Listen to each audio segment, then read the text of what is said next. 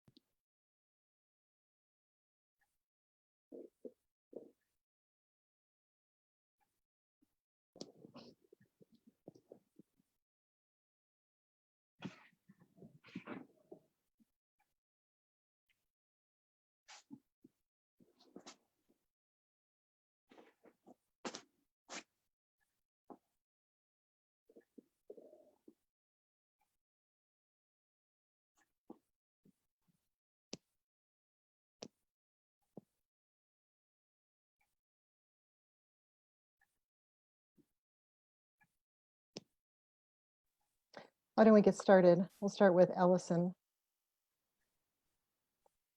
Allison, you're on mute. There we go. Good morning. I'm Allison Oliphant. I'm your worship associate this morning. Welcome to our service this Sunday. We'll be holding virtual services through May 2021. We're so glad that you joined us today. Our opening words are from Barbara Cheatham. On a winter morning, it is a good morning to be together.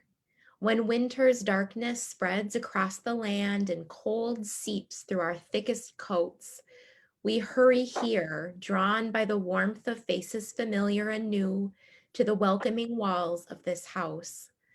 Here, for this hour, we open ourselves to new understanding, reassurance, and hope, for this is a place where truth, love, and challenge meet.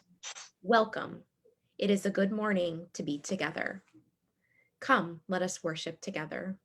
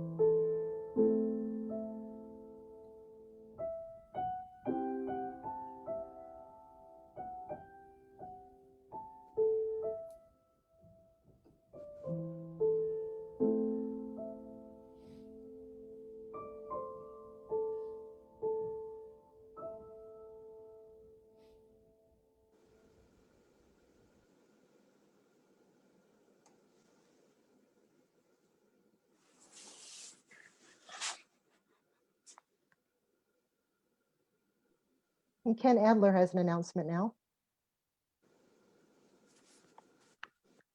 Hi, everybody. I'm Ken Adler, and Happy New Year. I'm speaking on behalf of the Social Responsibility Committee.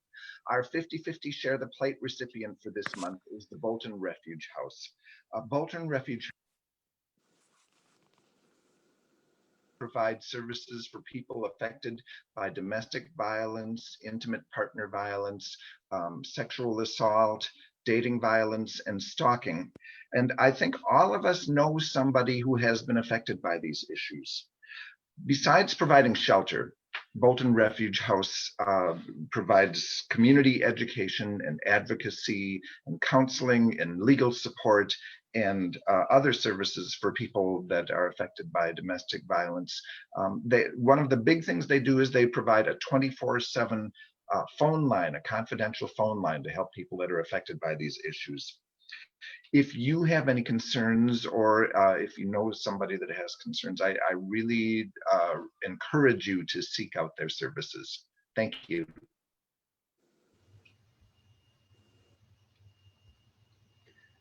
Good morning. I'm Nate Otto. I'm the board vice president this year. Welcome to the Unitarian Universalist congregation. We are a religious community who commit ourselves to diversity. We hope to nourish human differences, those of gender, race, age, ability, sexual orientation, political views, culture, class, and religious belief. Welcome to all who treasure freedom of conscience in the search for truth. We promise to do our best to provide you a spiritual home. We extend a special welcome to our visitors today. We hope you follow our Facebook page. To participate in Zoom and receive announcements about special events in our religious exploration classes, please sign up for our weekly email. There should be a link in the comments section on our Facebook page where you can sign up. Also, families can follow our religious UUC exploration Facebook page. There are religious exploration classes for 4K through 9th grade and youth group every Wednesday online for middle school and high school. We're glad you could join us today. And now, we invite you to light your chalice at home with these words from Albert Schweitzer. At times, our own light goes out and is rekindled by a spark from another person. Each of us has cause to think with deep gratitude of those who have lighted the flame with us.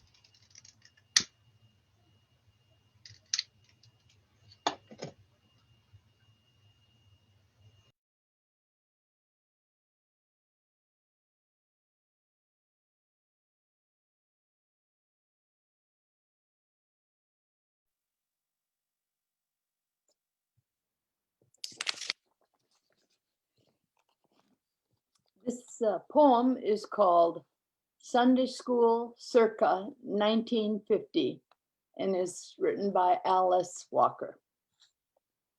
Who made you was always the question. The answer was always God. Well, there we stood, 3 feet high, heads bowed, leaning into bosoms.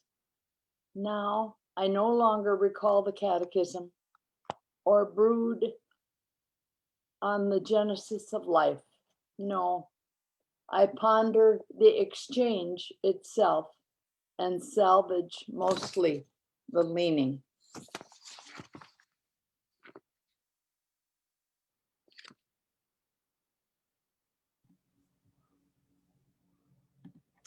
Now is the time in our service where we share our joys and concerns. You may share your joys and concerns in the chat, and I will share them aloud in the circle of this community of care. We will have a moment of silence as you share your joys and concerns.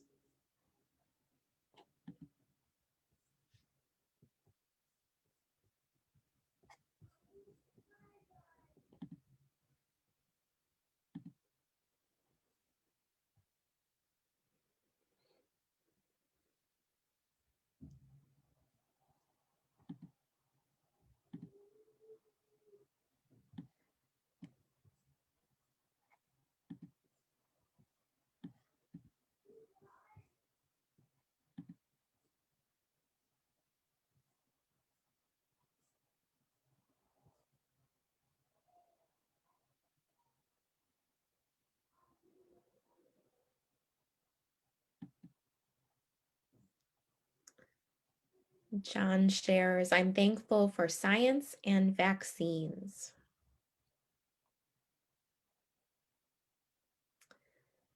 A concern from Deb, my cousin's son Tyler passed away due to complications from a car accident. He was 22. From Don, a concern for a friend from high school, Tom Beardmore, who is fighting COVID-19.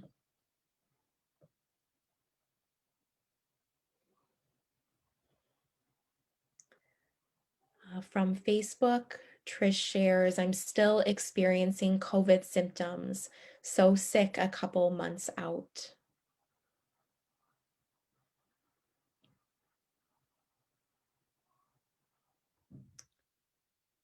Teresa says, I'd like to share my concern for my elderly parents experiencing health issues and separation from each other after 70 years.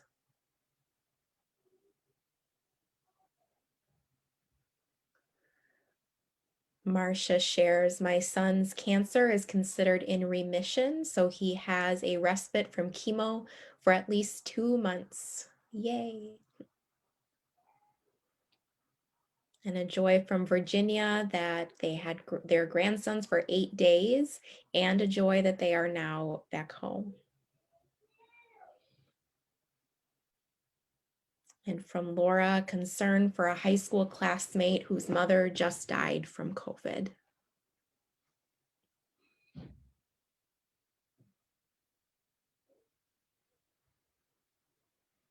And from Trish, a joy, a new grandbaby almost here.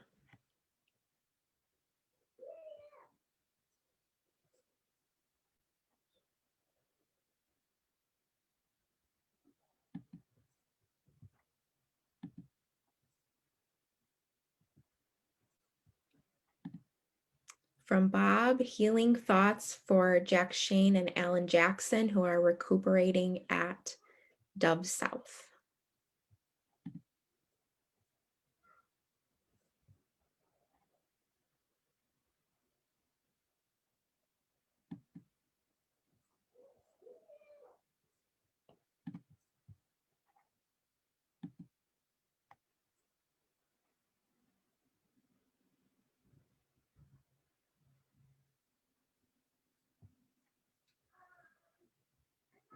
All right, we will read together the words in the chat. Love is the spirit of this church and service its law. This is our great covenant, to dwell together in peace, to seek the truth in love, and to help one another. Our upcoming hymn, Ring Out Wild Bells, is a variation of the version found in our hymnal, Singing the Living Tradition. Please enjoy.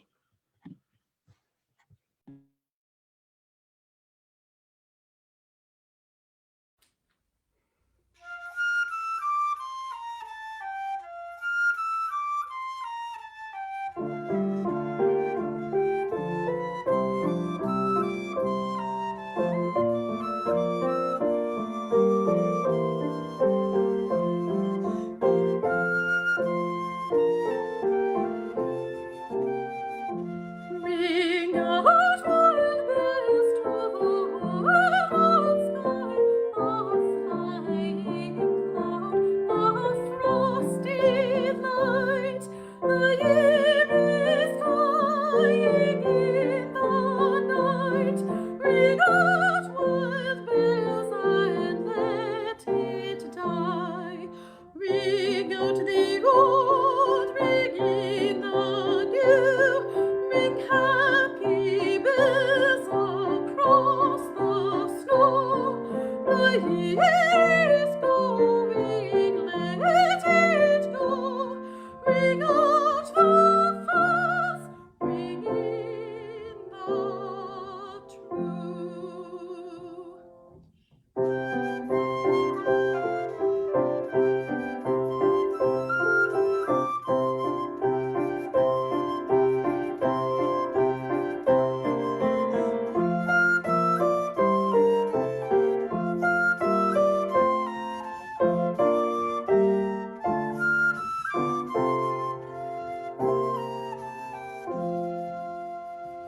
Ring out of slowly dying chords and ancient forms of party strife. Ring in the noble notes of life with sweeter manners, purer laws.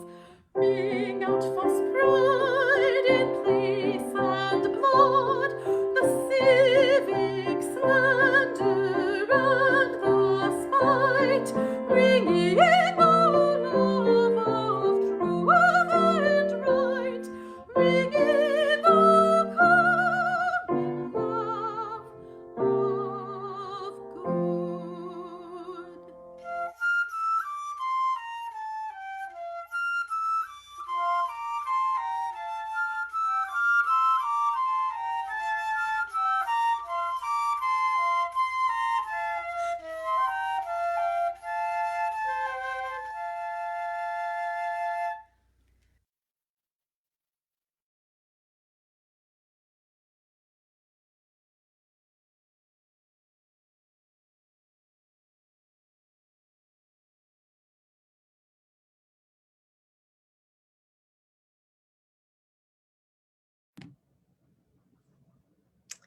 This reading is To Serve the People by Sadi Shirazi. To worship God is nothing other than to serve the people. It does not need rosaries, prayer carpets, or robes. All peoples are members of the same body, created from one essence. If fate brings suffering to one member, the others cannot stay at rest.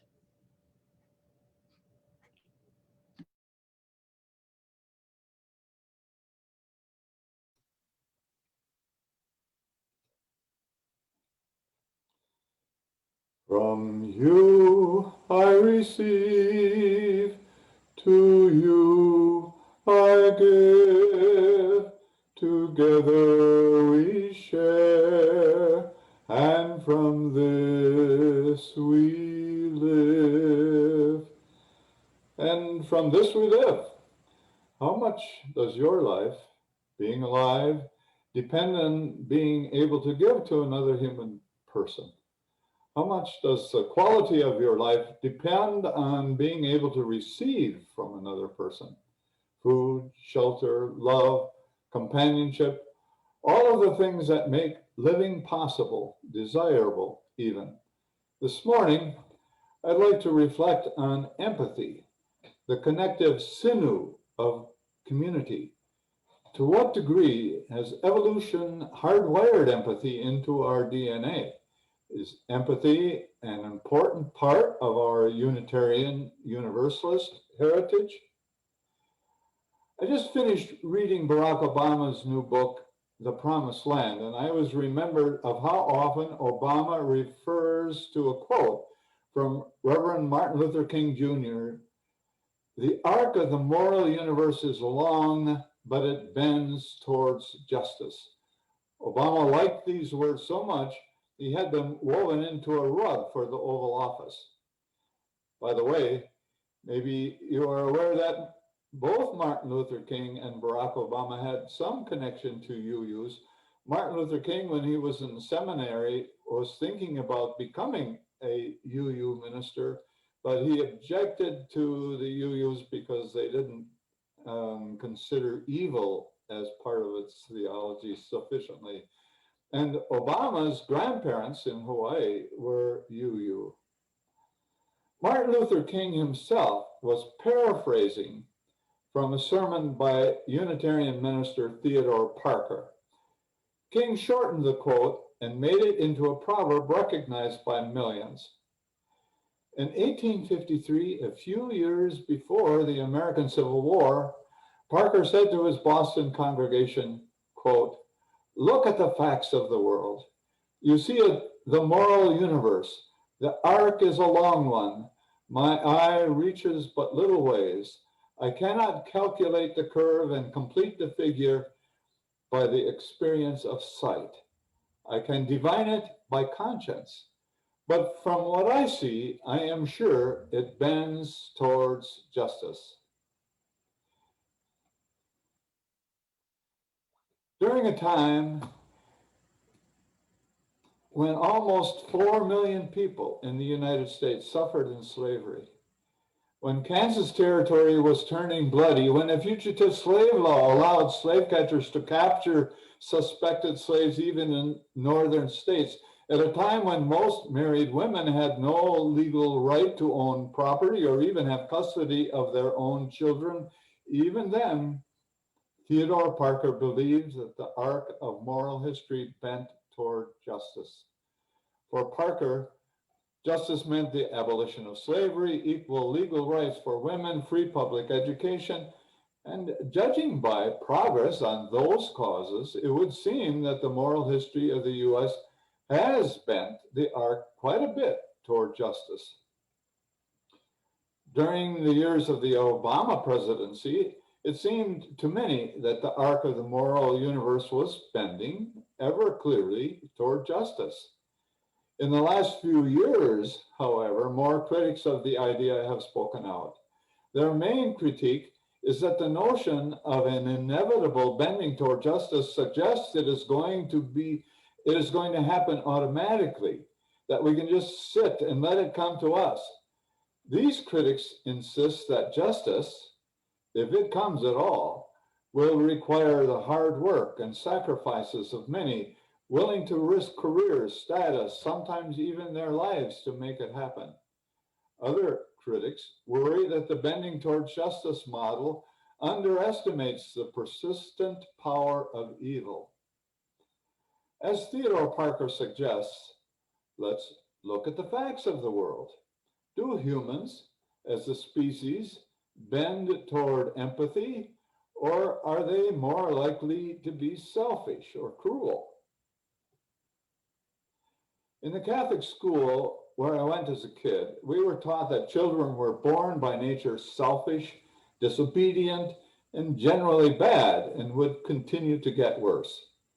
I had trouble accepting that. Even bullies were sometimes kind.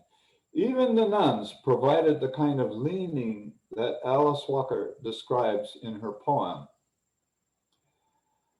My own mother used nature as a moral touchstone. Whenever she expressed a moral judgment, she would say, "It's just not natural." That's just not natural. she'd say when our neighbor Herman Messman beat his cows. Or when Albert Kabundi was trying to get farmers to dump their milk to protest low prices, she'd say, that's just not natural. How did my mother know what was natural and what was not? Is cruelty and selfishness more natural than empathy and kindness? Some months ago, I was riding my bike through a parking lot on the UWEC campus. 3 12 or 13-year-old boys rode past me, and when they were about 20 yards ahead, one bumped the other and all three crashed and fell onto the asphalt. As I saw this happen, I swear, I could feel the bits of sand and dirt ground into my own arms. Researchers who study this kind of response call it, quote, involuntary empathy. All humans feel it, except for a small percentage who are probably wired differently. Over millions of years of evolution, empathy has helped humans survive. Empathy is hardwired into most human brains. In his book, The Age of Empathy, primatologist Franz de Waal describes dozens of studies of involuntary empathy, from pain contagion among mice to targeted helping among bonobo apes. When one mouse feels pain, others around it also feel pain. Bonobos help wandering ducklings back to water, and kittens find their mothers. Young chimps help elderly chimps upstairs to food platforms, even when it might mean they get a smaller share. Involuntary empathy is automatic, not rational. It happens because our brains have mirror neurons. De Waal calls the discovery of mirror neurons as important to psychology as the discovery of DNA for biology. The early research on mirror neurons recorded the firing of brain cells in chimps when they picked up a peanut. Then later, when the chimps watched the experimenter pick up a peanut, the same brain cells fired. Last week, I read some new research about altruistic food sharing by human babies. Even when they are themselves hungry, babies will share. Their brains fire in the same way when they see others hungry as they do when they themselves are hungry. Mirror neurons fire in the same way when the monkey sees as when the monkey does. The involuntary empathic firing of mirror neurons is probably the foundation for the pleasure we get from dancing with a partner, from singing in a choir, from eating together, from responsive reading. Humans and other primates mostly learn by watching and imitating. You yawn, I yawn. I laugh, you are more likely to laugh. I cry, you are more likely to cry. Reading about involuntary empathy, mirror neurons, and the tug to do what others are doing helps me understand why I come to Sunday services. Yet, even as a Unitarian Universalist, as we treasure community, we encourage diversity. So, why do we need a congregation? For one answer, I might quote an early Unitarian, Francis David. He was a court preacher for King John Sigismund, 15th century king of Transylvania, the first monarch to declare religious liberty in his country. Francis David said, quote, "We need not think alike to love alike." Diversity in thinking, theological, political, economic, that is what distinguishes our faith. We believe that each person needs the freedom and the responsibility to seek the truth. Yet, on every survey of values our congregation has ever done, a significant majority emphatically report that, quote, being in community is the most important reason for their participation. Why is it that we value community? It's because human beings have been hardwired by evolution to be face to face, to sing together, to laugh together, to be part of a loving community. Unfortunately, this need has often been exploited to get people to think together as well. But as UUs, we need not think alike to love alike. I think we now understand that about 10% of us do not feel empathy in the same way as others. In most cases, through no fault of their own, because their mirror neurons function differently, it is a challenge for them to understand how others are feeling. These 10%, like all others, have inherent worth and dignity. Although evolution leans us toward empathy, it has also developed in us a proclivity to be selective with our empathy. We draw circles with family, friends, other groups. People like us are inside and others outside.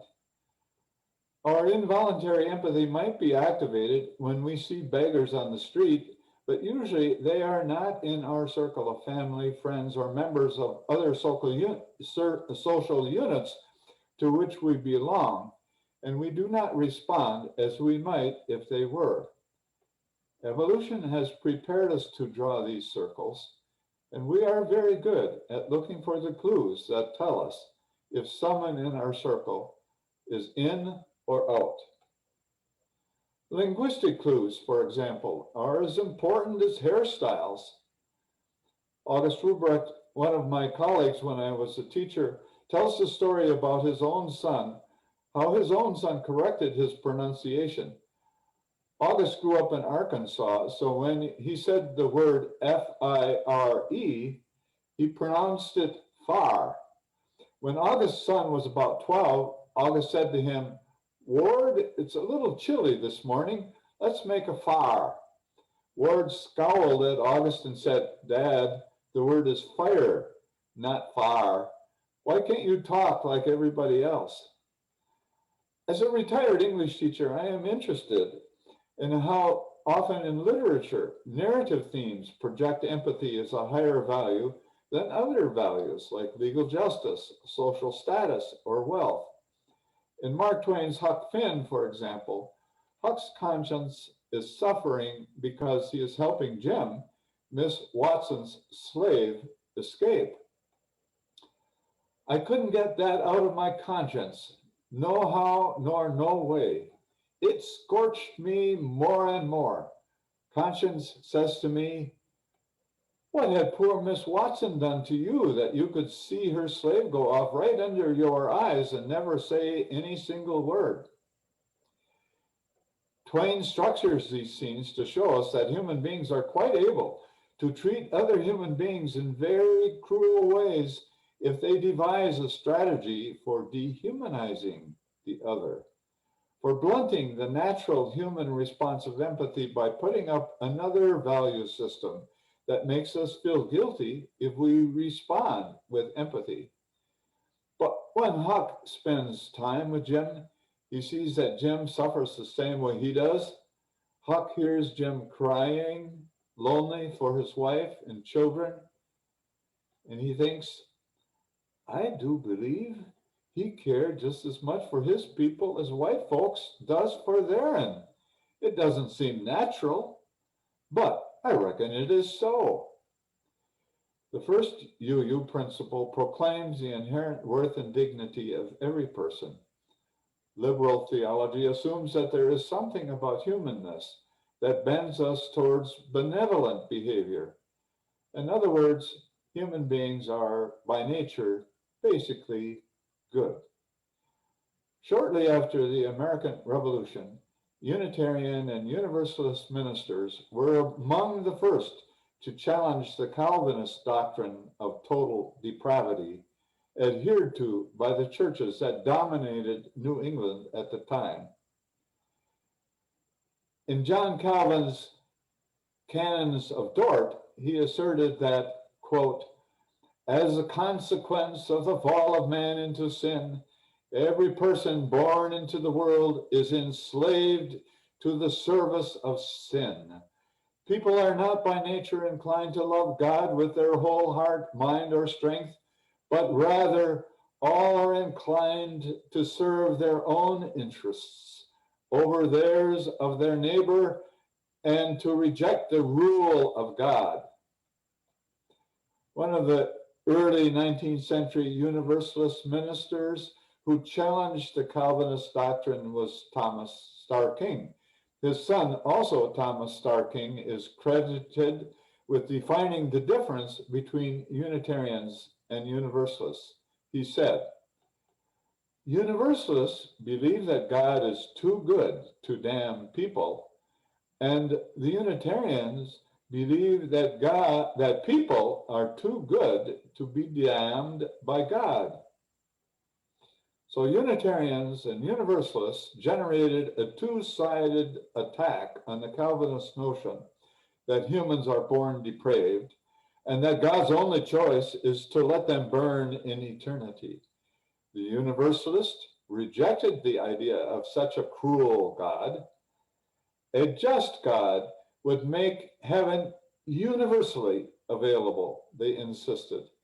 The Unitarians rejected the idea of natural depravity, insisting instead that children were born innocent into this world, and that human beings will naturally be kind and good unless corrupted. As a young man, Unitarian minister Ralph Waldo Emerson refused even to accept the existence of evil, admitting only the absence of good. For me, new research on empathy affirms the accuracy of the insights made by the Unitarians and Universalists 190 years ago. As the Unitarians insisted then, we can now say with more scientific evidence that human beings are indeed born with a proclivity toward empathy. We are hardwired to respond to the pain of others as if it were our own. Our evolution as a species leans us toward kindness, generosity, love. We also know, however, that humans have the capacity to draw circles to define to whom our empathy should be directed first when we have to make choices. That too is part of our evolution.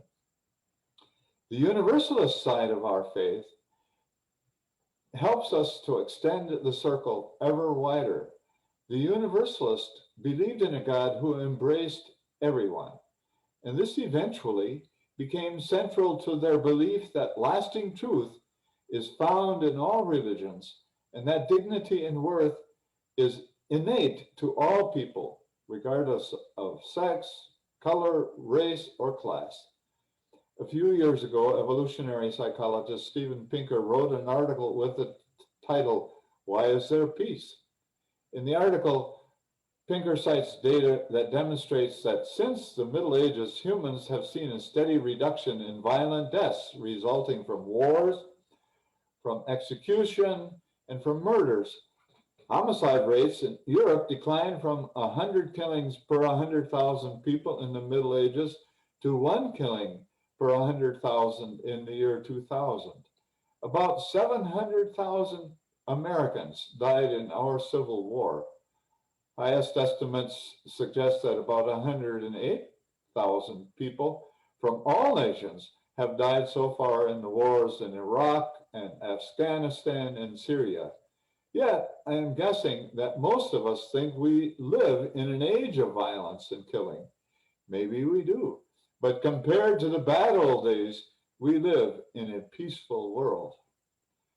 However, going even deeper into human history, about 2 million years back, before a dependence on agriculture forced humans to defend territory more vigorously, Homo sapiens probably evolved as a species who avoided violent conflicts, and in many cases lived peacefully for thousands of years.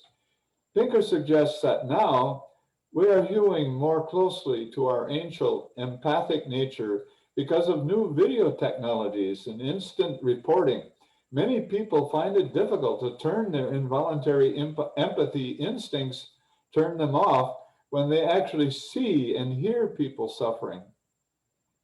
Through the functioning of our mirror neurons, we literally feel the pain of people caught in floods in Pakistan or trapped in a mine in Chile.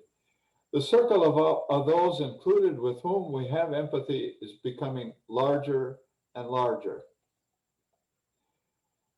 Jeremy Rifkin, in his new book, The Empathic Civilization, The Race to Global Consciousness in a World in Crisis, agrees with Pinker. He asserts that with new communication technologies, indifference to human suffering will become more and more impossible. He acknowledges, however, that new communication technologies have a flip side, a side that makes it possible to do great harm to faceless enemies.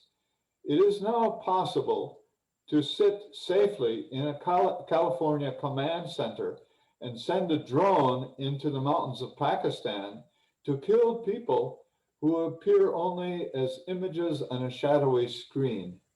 Is it easier to kill that way than if you have a bayonet and see the eyes of the person you kill? Another researcher, Sarah Conrad from the University of Rochester Medical Center, is convinced that the new technologies make us less rather than more empathic. She did a meta-analysis of changes in dispositional empathy over time in American college students. And she charts a significant decline in empathy in college students, especially since 2000. She and her associates are now examining the use of cell phones, texting, Twittering, email, and other technologies as possible causes. The behaviorist psychologists were partly right when they suggested that through training and education, especially of children, they help shape how human beings will behave, how we will act. But the new research confirms the Unitarian intuitive assertions that humans lean toward empathy rather than the blank slate of the early behaviorists or the natural depravity imagined by Calvin and his followers. But what kind of training and education will best help children along the path toward empathy? There's a program called Roots of Empathy started by the Canadian educator Mary Gordon. The Roots of Empathy program is now used with more than 300,000 children, mostly in Canada, but also elsewhere in the world. We need more programs like it. A few years ago, the UUC book group read a book called Good Without God, What a Billion Non-Religious People Do Believe by Greg Epstein. Epstein traces some of the same research to support his thesis that human beings evolved to be good. Humans are empathic because empathy has been useful to our survival for 1 million years or more. Empathy is in our DNA, and scientists who study genetics are close to identifying exactly where the gene for empathy is located in our DNA sequences. The scientific evidence for empathy in our DNA does not, of course, solve all problems. Our evolutionary history has created a tension between our involuntary empathy for all other humans and our inclination to draw circles, to establish quick and simple priorities based on extended categories of kinship. We are pretty good at squelching our empathy for the other, especially if that squelching is supported by institutions and well-established social mores. Huck Finn had to see Jim suffer up close before he could ever overcome his guilt about helping him escape. Identification politics is based on the assumption that we will feel more empathy for others like us. The Fortune 500 CEO is more likely to feel the pain of another CEO who is not getting a bonus this year than of an unemployed factory worker. As Unitarian Universalists, I think we have the responsibility of enlarging the circles, of pushing back the boundaries as far as we can, of trying to stretch our empathy as far as we can. Maybe the next time we feel an impulse of empathy, we can allow it to stir it in us a minute longer. Sustain the sense of being one with another, to remain there a little while.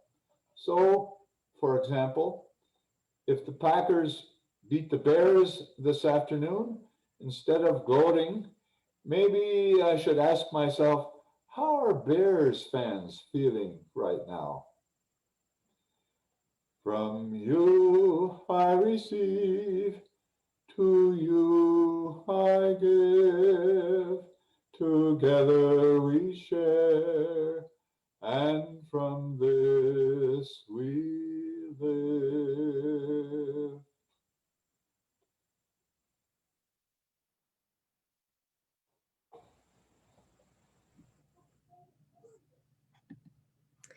Now, with gratitude for the abundance in our lives, we give to help people in need and to support the work of this congregation. The 50-50 Share the Plate, as Ken talked about earlier, for December is the Bolton Refuge House. You can donate online or text GIVE to 84321. Checks can be mailed to UUC at 421 South Farwell Street in Eau Claire.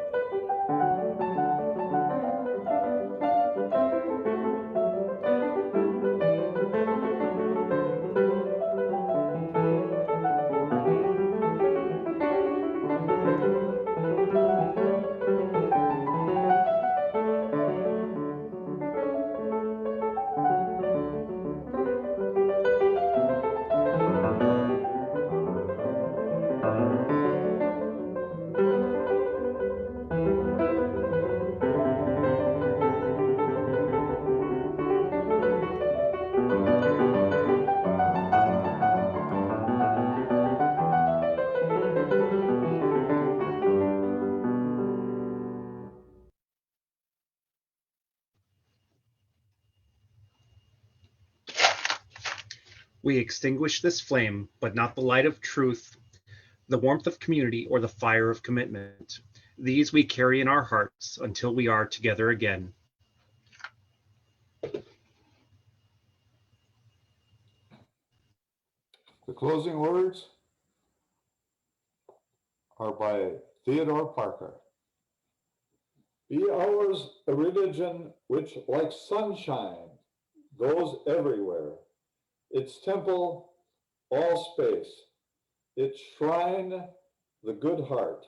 Its creed, all truth. Its ritual, works of love.